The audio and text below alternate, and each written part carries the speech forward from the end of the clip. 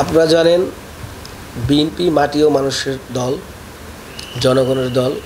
BNP সকল সময় গণতন্ত্র নিয়ে ভাবে, জনগণ নিয়ে ভাবে।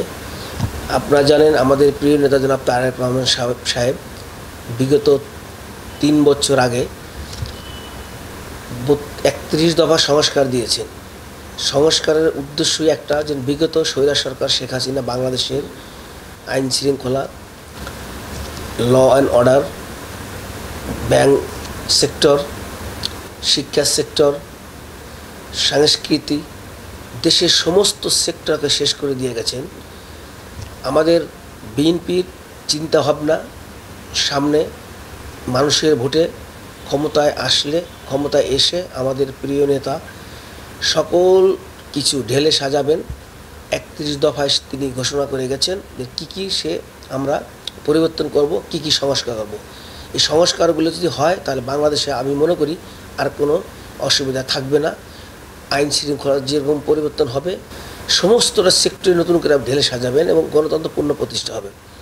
মানুষ চায় দেশের শান্তি, মানুষ চায় দেশের আইন শৃঙ্খলা সুন্দর, সেটাই আমাদের সেই সংস্কারের মধ্যে আছেন। বিএনপি ক্ষমতা আসলে মানুষ নিয়ে ভাববে, মানুষের কথা ভাববে, দেশের কথা ভাববে। দেশ থেকে দুর্নীতি বন্ধ করবে, দেশ থেকে অন্যায় অবিচার বন্ধ করবে, দেশ থেকে জানি কোনো টাকা পয়সা লুট হয়ে দেশের বাইরে আর চলে না যায় সেইগুলো বন্ধ করবে।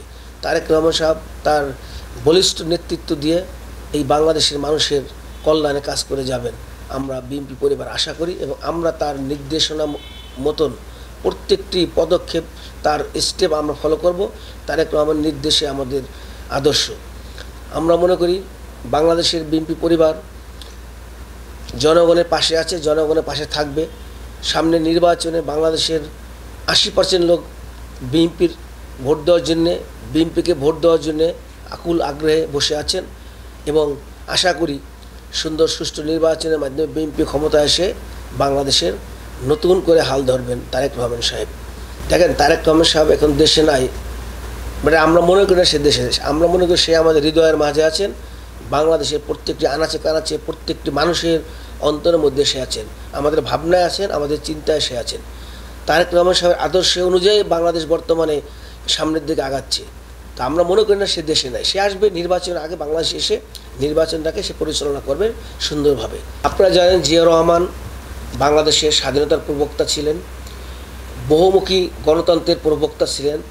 বাংলাদেশে বহুমুখী গণতন্ত্র জিয়া রহমান সাহেব সৃষ্টি করেছিলেন। তো বাংলাদেশে গণতন্ত্র নিয়ে একমাত্র বিএনপি ভাবেন এবং তারেক রহমান সেটাই করবেন।